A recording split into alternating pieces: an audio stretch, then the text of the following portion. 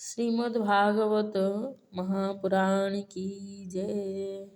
ଶ୍ରୀମଦ୍ ଭାଗବତ ମହାପୁରାଣ ଅଷ୍ଟମ ସ୍କନ୍ଧର ତୃତୀୟ ଅଧ୍ୟାୟ ଗଜେନ୍ଦ୍ର ମୁଖ୍ୟର ଏଇଟା ଶ୍ଲୋକ ନମ୍ବର 22, 23 and 24ରେ କ'ଣ ଲେଖା ହେଇଛି ଆମେ ପଢ଼ିବା।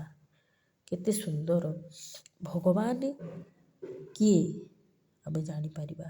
ଦେଖନ୍ତୁ, ଯାହାଙ୍କର ଅତ୍ୟନ୍ତ କ୍ଷୁଦ୍ର ଅଂଶରୁ ଅନେକ ନାମ ରୂପଗତ ପ୍ରଭେଦରେ ଯୁକ୍ତ ବ୍ରହ୍ମା ଆଦି ଦେବତା, ବେଦ ଓ ସଚରାଚର ଜଗତ ସମୂହର ସୃଷ୍ଟି ହୋଇଛି ଏବଂ ପ୍ରଜ୍ୱଳିତ ଅଗ୍ନିରୁ ଶିଖା ଓ ସୂର୍ଯ୍ୟଙ୍କ ଠାରୁ କିରଣ ନିର୍ଗତ ହୋଇ ଲୀନ ହେବା ପରି ଯେଉଁ ସ୍ୱୟଂ ପ୍ରକାଶ ପରମାତ୍ମାଙ୍କ ଠାରୁ ଗୁଣ ପ୍ରବାହ ରୂପୀ ବୁଦ୍ଧି, ମନ, ଇନ୍ଦ୍ରିୟ ଓ ଶରୀର ଆଦି ବାରମ୍ବାର ପ୍ରକଟ ହୁଅନ୍ତି ତଥା ତାଙ୍କଠାରେ ଲୀନ ହୋଇଯାଆନ୍ତି, ସେହି ଭଗବାନ ଦେବତା ନୁହନ୍ତି କି ଅସୁର ନୁହନ୍ତି, ସେ ମନୁଷ୍ୟ କିମ୍ବା ପଶୁପକ୍ଷୀ ମଧ୍ୟ ନୁହନ୍ତି, ପୁଣି ସେ ସ୍ତ୍ରୀ ପୁରୁଷ କିମ୍ବା ନପୁଂସକ ମଧ୍ୟ ନୁହନ୍ତି, ସେ କୌଣସି ସାଧାରଣ କିମ୍ବା ଅସାଧାରଣ ପ୍ରାଣୀ ମଧ୍ୟ ନୁହନ୍ତି, ସେ ଗୁଣ ନୁହନ୍ତି କି କର୍ମ ନୁହନ୍ତି କି କାର୍ଯ୍ୟ ନୁହନ୍ତି କିମ୍ବା କାରଣ ନୁହନ୍ତି, ସବୁ କିଛିର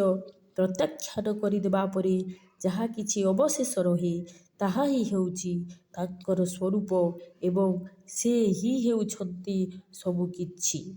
ସେହି ପରମାତ୍ମା ମୋତେ ଉଦ୍ଧାର କରିବା ନିମନ୍ତେ ଆବିର୍ଭୂତ ହୁଅନ୍ତୁ ବୋଲି ଏଇଟା ଗଜେନ୍ଦ୍ର ଭଗବାନଙ୍କୁ ସ୍ତୁତି କରୁଛନ୍ତି।